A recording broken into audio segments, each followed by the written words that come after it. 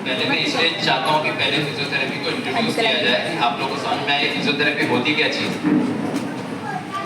आप लोग सारे ही लोग, ये तो मुझे पूछने की भी ज़रूरत नहीं है कि कौन कौन डॉक्टर के पास गया था, सारे ही लोग हाथ उठाएंगे। किसी को नेक पेन होता, किसी को बैक पेन होता, कोई ऑपरेशन सर्जरी के लिए हॉस्पिटलाइज होता। हर इंसान को आज के वक्त में कुछ ना कुछ इश्यूज हैं, सर से लेके पैर तक। फिजियोथेरेपी एक सी फील्ड ऑफ मेडिसिन है जिसमें आपका इलाज किया जाता है without any medicine, without any surgery, injection, operation, through exercises, through machines, through guidance, education, जिससे हमको समझ में आए कि हम अपनी हेल्थ को अच्छा रखने के लिए क्या कर सकते हैं। इसी को कहते हैं सिंपल अल्फाज में, बिना किसी ऑपरेशन सर्जरी के, दवाइयों के, हम अपने आप को फिट रखने के लिए जो करते हैं और आमतौर पे हम रोज़मर्रा के ज़िंदगी में कर भी रहे होते हैं। हम एक्सरसाइज कर रहे हैं, वॉकिंग जॉगिंग कर रहे हैं, ये सारी चीज़ें हम अपने आप को, जिम कर रहे हैं, योगा कर रहे हैं, हम अपने आप को फिट रखना चाहते हैं सो दैट हम बीमार ना पड़े या हम अपने आप को अच्छे तरीके से लेकर के चल सकें।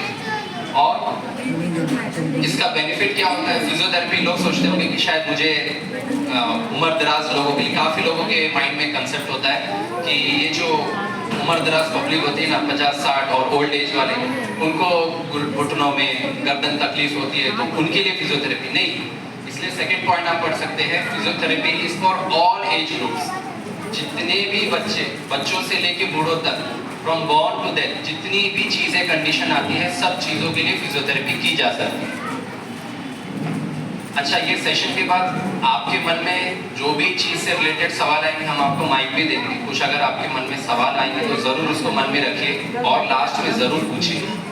मैं तो अपना जो पॉइंट है वो मैं रख लूँगा, बट उसके बाद आपसे मैं इंटरेक्टिव सेशन चाहूँगा कि आपको क्या इस चीज़ से समझ में आए।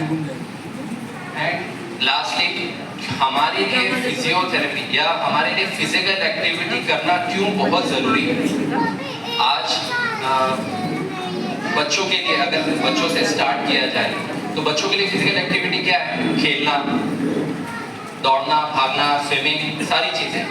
बट जैसे जैसे एज ऊपर जाती है वैसे वैसे हमारी फिजिकल एक्टिविटी का लेवल कम हो जाता है। स्पेशली जब हम वो खेलने वाले उम्र से, टीनेज से शादी वाले एज में चले जाते हैं, हम मैरिड हो जाते हैं, मोस्टली फीमेल्स, मोस्टली मेल्स भी जो वर्किंग क्लास में चले जाते हैं। उसके बाद क्या होता है, उनकी फिजिकल एक्टिविटी, उनका खेलना वगैरह सब बंद हो जाता है मोस्टली। और उसके बाद फिर ये सारी प्रॉब्लम जो है, नेक, बैक, नी और दूसरे इश्यूज शुरू हो जाते हैं।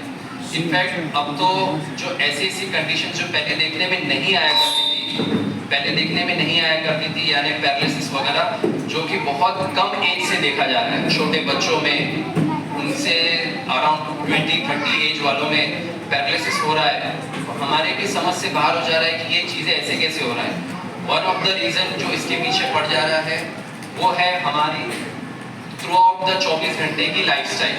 हमारी 24 घंटे की लाइफस्टाइल जैसी होनी चाहिए उसके पूरी उलट चल रही है। हम ज़्यादातर अपनी लाइफस्टाइल को कंफर्ट्स में लेके चले गए हैं, आराम में, कि भाई अब पहले तो लिफ्ट वाली बिल्डिंगें नहीं होती थी, अब लिफ्ट में आ गए, कार आ गए, बाइक आ गए, हर चीज़ में इतना सुकून, आपकी सहूलत हो गई है। ये सहूलतों की वजह से हम धीरे धीरे बीमारियों में गिरते चले जा रहे हैं।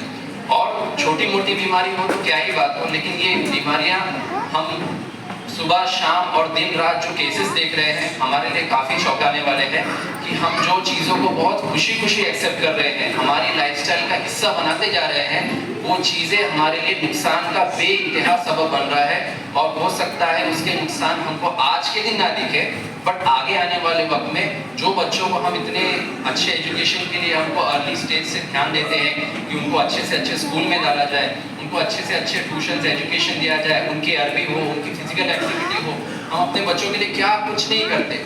बट कुछ चीज़ें हमारे लाइफस्टाइल में ऐसी घुल और मिल गई है कि हमको पता भी नहीं चल रहा है कि कहाँ से, और उसका कोई प्रॉपर सोल्यूशन भी नहीं समझ में आ रहा है। इसलिए ये लेक्चर का खास मोटिव ये है कि हमको पता चले कि हम अपनी हेल्थ से रिलेटेड क्या क्या नुकसान हो रहे हैं और उसको प्रिवेंट करने के लिए, उससे बचने के लिए हम क्या क्या स्टेप्स ले सकते हैं। ठीक है,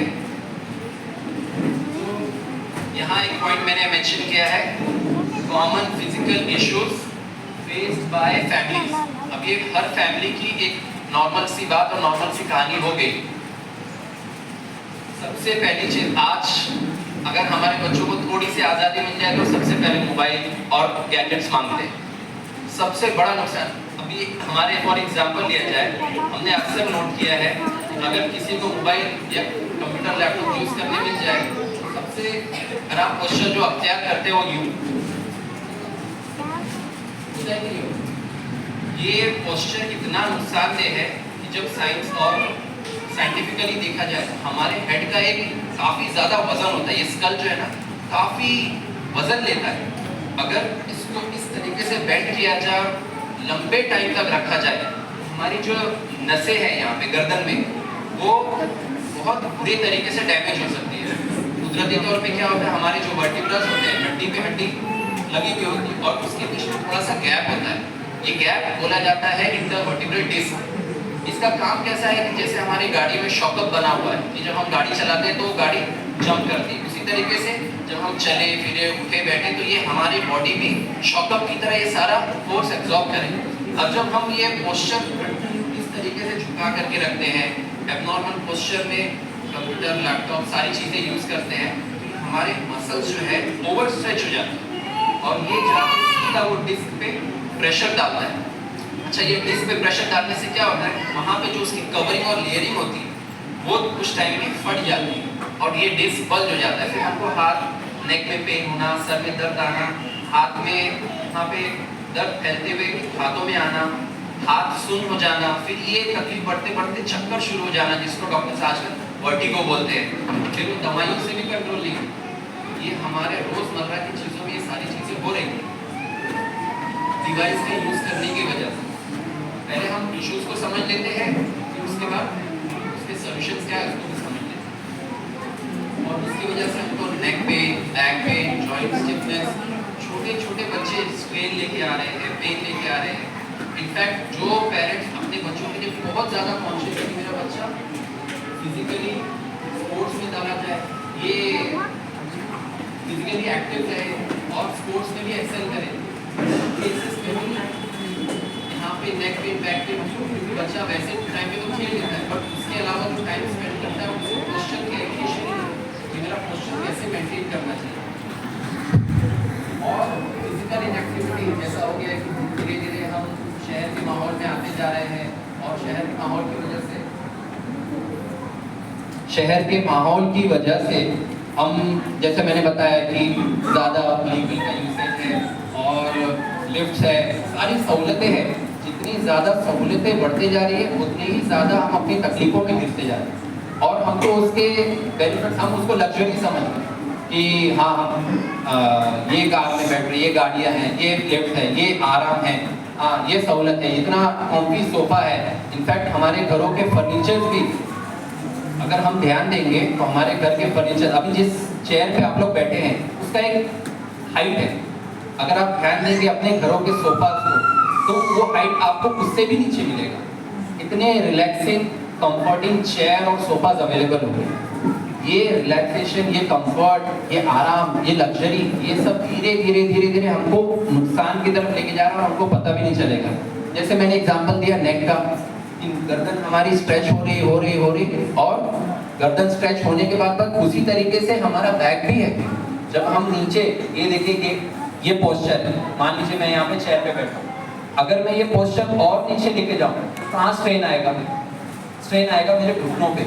अच्छा, अगर मेरे घुटने ज़रा भी वीक है और फिर मैं उस पर उठने की कोशिश करूँ तो मुझे चांसेस है कि थोड़ा सा एक पॉइंट के लिए डिस्कम्फर्ट आएगा, फिर हम उसको इग्नोर कर देते हैं। बट इमेजिन करिए रोज़ाना सुबह शाम आप उसी सोफा पे बैठ रहे, उसी कॉम्फी चेयर पे बैठ रहे। ये चीज़ें आपको over the time, on the spot तो नहीं, लेकिन ओवर द टाइम आपको नुकसान करते हैं। हमको क्या है, ये सारी चीज़ों को समझना है और चीज़ों को उस हिसाब से मॉडिफाई करना है। नहीं तो क्या होगा, आज तो हम जैसे भी चीज़ों को, क्योंकि हमको किसी ने एजुकेट नहीं किया, हम तो उसको अच्छा समझ रहे हैं। इनफैक्ट जिसको हम देखते हैं कि किसी को नेक बैक नी इशू है, हम हार्ड सरफेस पे बैठना, यानी ये चेयर पे भी बैठना अवॉइड कराते हैं।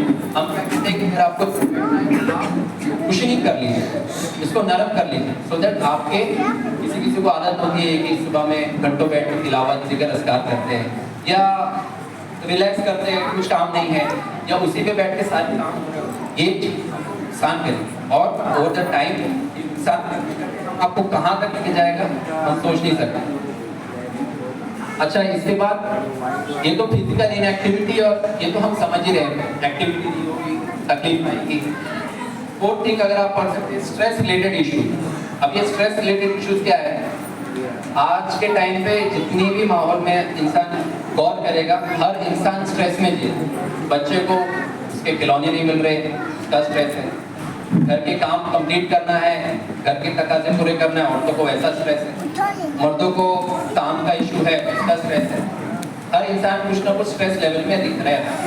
बट अगर ये स्ट्रेस को अगर बीट नहीं किया जाए तो क्या होगा?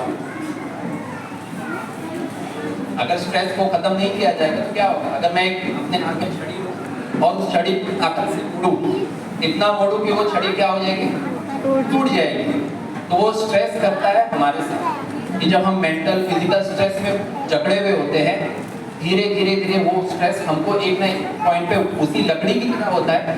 जैसे हमने मान लीजिए उस लकड़ी को छोड़ दिया तो उसका स्ट्रेस हट गया, उसी तरीके से हमारा बॉडी भी है। अगर उसके अंदर ऊपर आने वाले स्ट्रेस को हमने हटाया नहीं तो ये हमको फिजिकली भी और मेंटली भी तोड़ देगा। ठीक है, हमने ये बेसिक प्रॉब्लम्स को समझ लिया कि कैसे फिजिकल इनएक्टिविटी, फिजिकल एक्टिविटी और स्ट्रेस हमको खराब करता है। अब इसमें फिजियोथेरेपी क्या कर सकते हैं? देखिए सिंपल सी चीज़ है, मान लीजिए फिजियोथेरेपी को साइड में रखते हैं। अगर आपको रोजमर्रा में तकलीफ हो रही होगी, आप सिंपल तरीके से क्या करना चाहिए? कोई बताना चाहेगा? मेरे अंदर मुझे मेरा प्रॉब्लम पता चल गया, इस चीज से बुखार है, अब उसका क्या सोल्यूशन है? डेफिनेटली उस चीज की दवा लेना है।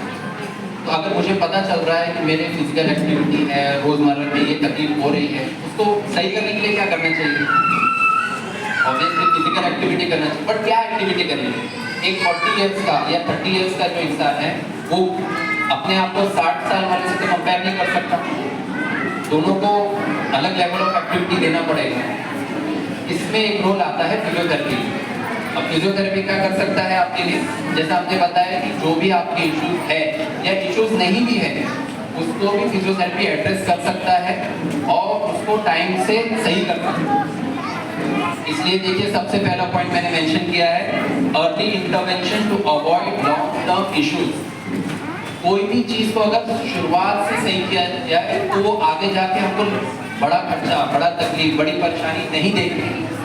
फॉर एग्जाम्पल, आपने आज अपने बच्चों को स्कूल में डाल दिया, इसलिए डाला है कि आपके माइंड में एक विजन है कि कल को ये बच्चा मेरा लॉयर बनेगा, डॉक्टर बनेगा, इंजीनियर बनेगा, प्रोफेसर, एनीथिंग। बट उसकी शुरुआत कहाँ से होती है कि आपको उसको अर्ली एजुकेशन में डालना पड़ेगा, शुरुआत से उसको तैयार करना पड़ेगा। उसी तरीके से अगर हम अपने आप को भी सेहत के मामले में अच्छा, बेहतर, मजबूत और आगे के लिए बेटर करना चाहते हैं तो हमको उसको पहले से ध्यान देना पड़ेगा।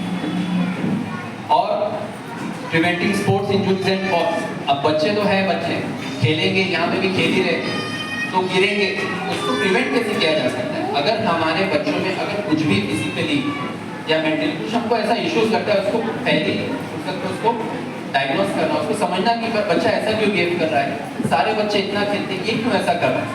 कई बार ये देखा गया है कि पेरेंट्स इतने प्रोटेक्टिव और पॉसेसिव होते हैं कि वो मानने की शादी मेरे बच्चे में कोई इशू है। कितने ऐसे पेरेंट्स हैं वो समझते नहीं ठीक है, बट उन इश्यूज को एक्सपर्ट्स को दिखा करके सही करा लेना, टाइम से सही हो जाए। वरना वही चीज देखिए, बच्चा पैदा होने से बड़े होने तक जॉइंट्स और हड्डियां ज्यादा होती हैं, लेकिन ओवर द टाइम वो जॉइंट आपस में जुड़ते जाते हैं। किसी भी इश्यूज को, जैसे बच्चों में अक्सर विटामिन डी की कमी की वजह से देखा गया है कि उनके घुटने यूं होते हैं, विटामिन डी की वजह से नॉक नीज हो जाते हैं, कमजोरी की वजह से, या बो लेग हो जाते हैं, यानी इस तरीके से बो शेप हो जाते हैं। तो ये सब क्या होता है? विटामिन डेफिशिएंसीज होती है। इसको अगर अर्ली स्टेज पे पता लगा लिया जाए मेडिसिन के जरिए, एक्सरसाइज के जरिए, एजुकेशन के जरिए, तो हम उसको सही कर सकते हैं। ये तो मैंने एक सिंपल सा एग्जांपल दिया है। इसके अलावा आपके नजर में भी बहुत कुछ ऐसा आता होगा कि बच्चा ऐसा, अब तो फिजिकल तो छोड़ दीजिए, कभी कभार बच्चे तो फिजिकल बराबर है, लेकिन मेंटली उनके अंदर ADHD, attention deficit hyper active disorder हो गया है, बच्चे हाइपर एक्टिव है, ओवर हद पार मस्ती, या तो फिर एक ऑटिज्म नाम का मामला देखने बहुत ज्यादा आया है मोबाइल की यूसेज की वजह से, खराब डाइट की यूसेज की वजह से ऑटिज्म स्पेक्ट्रम ADHD जिसको बोलते हैं ऑटिज्म स्पेक्ट्रम डिसऑर्डर, यानी बच्चा एक अलग वे में बिहेव करेगा, पैदाइश से आई टू आई कांटेक्ट नहीं करेगा, एक ही चीज को बार बार रिपीट करेगा और स्पीच का डिले होगा, बहुत सारे ऐसे इश्यूज जो इसके अंदर आते हैं। इन सारी चीज़ों को पेरेंट्स या घर वाले या किसी कोई भी रिलेटिव देखते हैं तो ज़रूर उनको आगाह करें, उनको एजुकेट करें, उनको ज़रूर कोई ना कोई डॉक्टर से, फिजिशियन से इसको कंसल्ट करके सही कराने की कोशिश करें। इसलिए मैंने इसको हाईलाइट किया कि कोई भी चीज़ को अगर अर्ली शुरू की जाए, आपको आपके बच्चे को रोनाल्डो और मेसी बनाना है फुटबॉल में, तो क्या करते हैं, आज से ही हम उसको फुटबॉल कोचिंग में डाल देते हैं, उसको फुटबॉल देते हैं, उसको प्रमोट करते हैं, है कि नहीं? अब मान लीजिए आपने अच्छा तो सोच लिया कि भाई हम मेरे बच्चे को आगे जाकर के कुछ अच्छा स्पोर्ट्स में कराना है। आपको पता है जो स्पोर्ट्स के लिए ये शूज इस्तेमाल किए जाते हैं हमारे बच्चों के लिए बहुत ही ज़्यादा नुकसानदेह, बट चूंकि वो फुटबॉल के स्पोर्ट्स का एक हिस्सा होगा आप उसको खराब नहीं मानेंगे, बट इसको भी समझने की ज़रूरत है जिस तरीके के शूज हम अपने बच्चों को पहना रहे हैं। अभी आपको मैं एग्जांपल दे दूँ शूज का, अगर आपको दिख सकता है ये शूज का ये हिस्सा बहुत ब्रॉड है, मार्केट में जो शूज अवेलेबल होते हैं वो ज़्यादातर नैरो होते हैं और ये बच्चों को अगर अर्ली स्टेज से ध्यान दिया जाए तो इस बच्चे के पैर के शेप को खराब होने से बचाया जा सकता है। हम अपने बच्चों के पैरों के लिए अच्छे से अच्छे ब्रांडेड से ब्रांडेड शूज और सारी चीज़ यूज़ करना चाहिए, बट लिटरली नंगे पैर और पैर फुट से बेहतरीन कोई चीज़ नहीं बच्चों के। बच्चों को ज़मीन से कांटेक्ट होना बच्चों के बेस को बना देगा। ये पैर जो है ना, हमारा पैर, इसमें सोल में बहुत सारी गोश्त की लेयर है, layer by layer, layer by layer. ये जब डेवलप होती है जब बच्चा ज़मीन पे घास में अपने आप को खेलने में डालता है, और हमारा माहौल अभी कैसा हो गया, आप गाँव के घरों में रहते हैं, शहर में, तो सारी चीज़ें कंक्रीट, टाइल्स, सारी चीज़ें अच्छे मार्बल, लेकिन और ये शूज, ये सब सारी चीज़ें हमारे बच्चों को कहीं ना कहीं थोड़ा थोड़ा करके नुकसान करती है। इसलिए इन सारी चीज़ों को भी एड्रेस करना, इसमें फिजियोथेरेपिस्ट आपका बहुत हेल्प करेगा। और मैनेजिंग क्रॉनिक पेन और पेरेंट्स, बच्चों को संभालना जो भी पेरेंट्स से चाहिए, 2 या 3 बच्चे हो कोई आसान काम नहीं, उनके हर तरीके के टाइम खेलना, बर्दाश्त करना, सारी चीज़ें उनकी ख्वाहिशात पूरी करना, उनकी ज़रूरियात पूरी करना पेरेंट्स के लिए बहुत बड़ा टफ काम होता है।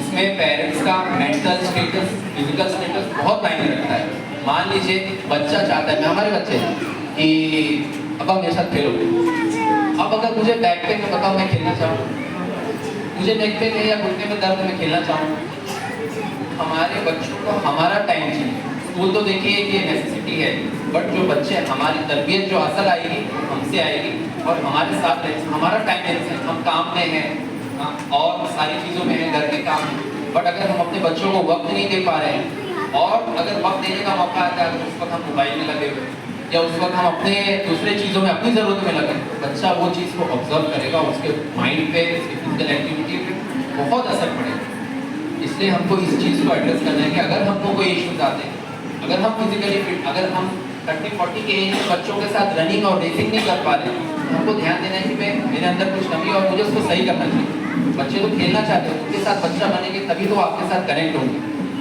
ये लेक्चर का मेन रीजन यही है कि हम अपने बच्चों के साथ कैसे और मजबूती से कनेक्ट हो सकते हैं, और वो कनेक्ट होने के लिए हमारे अंदर जो भी कमी कोताहियाँ और सारी चीज़ें आती है उसको हम एड्रेस करें और उसके अकॉर्डिंगली हम अपने आप को चेंज करें, ठीक है।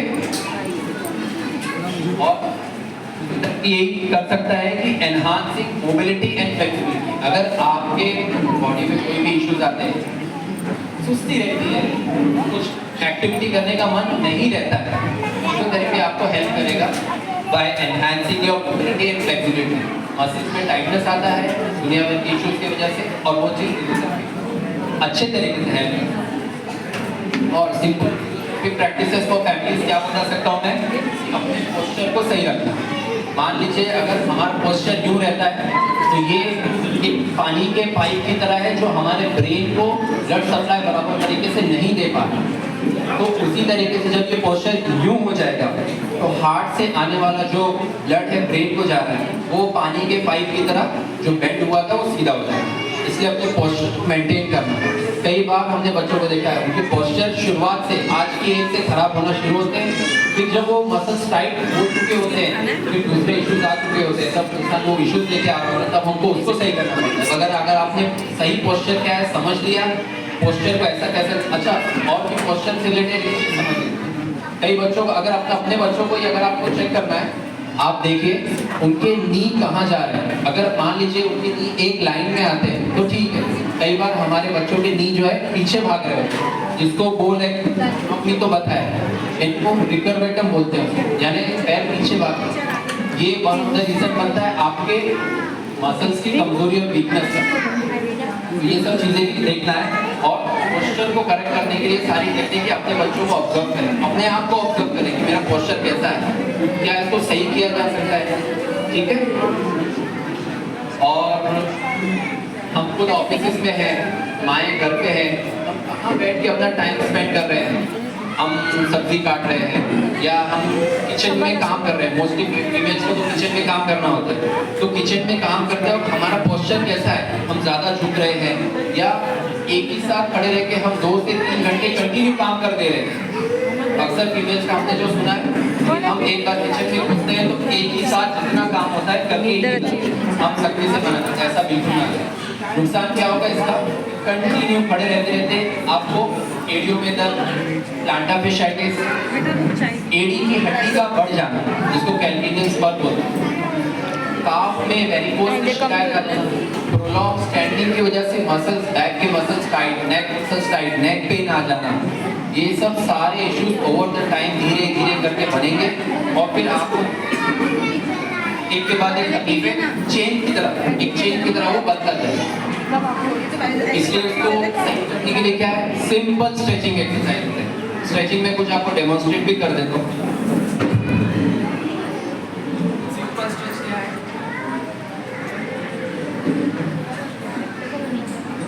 Neck stretch. मान लीजिए आपको बैक को स्ट्रेच करना है, ये पूरा राउंड करना चाहिए, पूरा हाथ और पैर स्ट्रेच हो जाए और इस तरीके से हाथ को स्ट्रेच करना, ये मसल कितना टाइट हो जाए इस तरीके से स्ट्रेच करना। फिर अपने हाथ को कोई जरूरत नहीं, सिंपल स्ट्रेच, ये मसल को रेगुलर स्ट्रेच करते रहेंगे, अपने आप मसल और एक्टिविटी। ये तो हमने स्ट्रेचिंग एक्सरसाइज बता दिया सिंपल रिलीव करने के लिए। वीकली मंथली जैसा भी हो, सारे लोग जैसे टीवी देखने के लिए, खाना खाने के लिए साथ में बैठे, सभी बैठे एक साथ थोड़ा सा फिजिकल एक्टिविटी करेंगे, चलो स्ट्रेचिंग करते हैं, योगा करते हैं। ये सब क्या होगा, फैमिली में भी फिटनेस का माहौल बनेगा। और इसके लिए जैसे हमने बताया कि हमारे क्लिनिक पर ये सब सर्विसेज हैं, ज़रूरी नहीं है आपको हमारी क्लिनिक आना है, आप कहीं भी करें, but the point is physiotherapy बहुत इंपॉर्टेंट चीज़ है। और इससे रिलेटेड आपको कुछ भी डाउट हो, अपने फिजियोथेरेपिस्ट से ज़रूर कंसल्ट करें, वो आपको गाइड करेंगे, सजेस्ट करेंगे और जो आपके लिए बेस्ट होगा वो प्रोवाइड करेंगे। अब मैं लास्टली आप लोग से चाहूँगा, अगर कुछ आपके पास क्वेश्चन होंगे ज़रूर इन शॉर्ट पूछ लें।